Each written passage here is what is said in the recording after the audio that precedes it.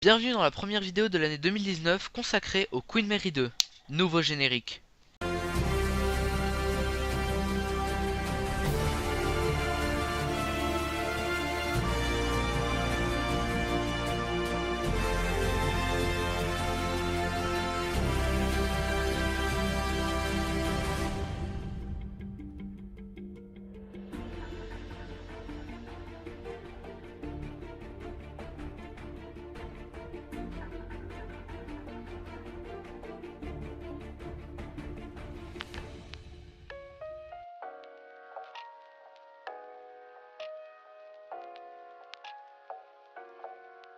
Le RMS Queen Mary 2 est un paquebot transatlantique britannique de la Cunard Line, construit en France dans les chantiers de l'Atlantique à Saint-Nazaire et mis en service en 2004 pour assurer la ligne régulière Europe-Amérique du Nord, au même titre que le tristement célèbre Titanic et son glorieux jumeau, l'Olympique.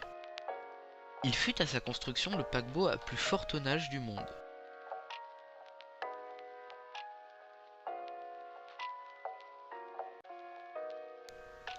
En mai 1998, Stephen Payne est chargé de réfléchir à la conception d'un transatlantique destiné à remplacer le Queen Elizabeth II au sein de la flotte de la Cunard. Fin novembre 1999, la Cunard met différents chantiers européens en concurrence et finit par choisir les chantiers de l'Atlantique à Saint-Nazaire en France. Le 15 novembre 2003, un accident sur le chantier du paquebot fait du bruit. Catastrophe au chantier de l'Atlantique à Saint-Nazaire. La chute d'une passerelle qui conduisait une quarantaine de visiteurs à bord du Queen Mary 2 a provoqué la mort de 12 personnes. 10 sont gravement blessés, dont 4 dans un état critique. Le plus grand paquebot du monde, à quelques semaines de sa livraison, est endeuillé. L'effondrement d'une passerelle qui relie le quai au Queen Mary 2 fit 16 morts et 29 blessés. Le paquebot est propulsé par 4 pods, 2 fixes et 2 azimutaux lui permettant d'atteindre 29,3 nœuds, ce qui équivaut à presque 54 km/h. Propulseur de proue tribord et pod 3 direction tribord. Le navire est propulsé par 4 pods accrochés à la coque, chacun doté de son propre moteur électrique et de sa propre hélice. Chaque pod pèse 320 tonnes, l'équivalent d'un avion de ligne à pleine charge. Le navire commence à se décoller du quai. Pas de tangage. Les 2 pods avant sont fixes, mais les 2 situés vers l'arrière, appelés azipods, peuvent pivoter à 360 degrés. Cela permet au bâtiment de virer sans gouvernail et de manœuvrer sans l'aide de remorqueurs. Ensemble, les 4 pods délivrent la puissance phénoménale de 157 000 chevaux. La proue est dégagée. Nous sommes décollés de 50. Le 22 décembre 2003, après des campagnes d'essai au large de Belle-Île, le tout nouveau Queen Mary 2 est baptisé officiellement par Sa Majesté la Reine Elisabeth II d'Angleterre. Il entreprendra sa première grande traversée le 12 janvier 2004 entre son port d'attache de Southampton et Fort Lauderdale en Floride. Le Queen Mary 2 assure le service de la ligne Atlantique Nord d'avril à décembre avec près de 30 rotations entre l'Europe et l'Amérique du Nord. Un voyage effectué en 5 ou 6 jours. De janvier à avril, le paquebot effectue le tour du monde en 93 jours.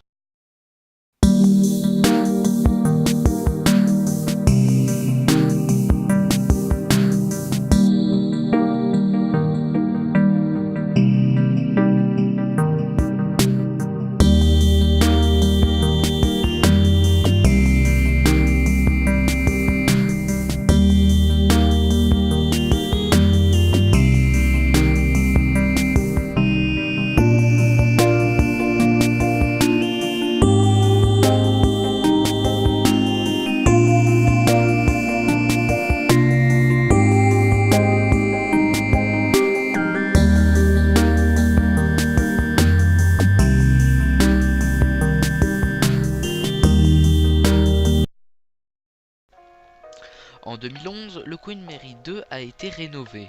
En octobre 2014, il a fêté ses 10 ans à Cherbourg par un voyage transatlantique.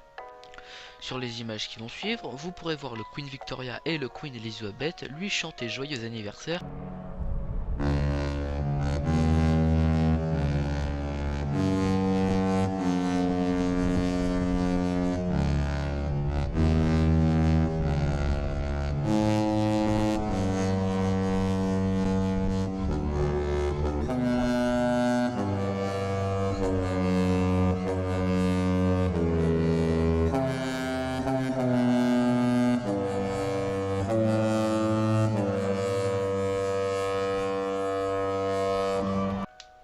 En 2017, il participe à The Bridge, une course transatlantique inédite entre Saint-Nazaire et New York, face aux trimarans les plus rapides du monde, avec à son bord des dirigeants de grandes entreprises. Ce soir à 19 h, le Queen Mary commencera sa traversée de l'Atlantique pour une course qui s'annonce épique. Face à lui, 4 maxi-trimarans menés par 4 grands noms de la navigation. De Saint-Nazaire à New York, le Queen Mary filera tout droit, alors que les voiliers prendront une route légèrement plus au nord ou plus au sud. Les skippers français et le Queen Mary prendront en réalité la même route que celle empruntée par 200 000 soldats américains, de retour chez eux après le débarquement de juin 1917. En fonction des vents, l'arrivée à New York est prévue autour du 1er juillet. Et on retrouve sur place Thomas Paga. Bonjour Thomas, en quoi la course qui s'annonce est si exceptionnelle ? Eh bien déjà, c'est la première fois qu'un tel événement va être organisé. Et autant vous le dire tout de suite, on connaît le nom du vainqueur de cette course d'ores et déjà. Il se trouve juste derrière moi. Le Queen Mary 2 a beau peser plus de 150 000 tonnes, il va à peu près à 28 nœuds, soit un peu plus de 50 km/h.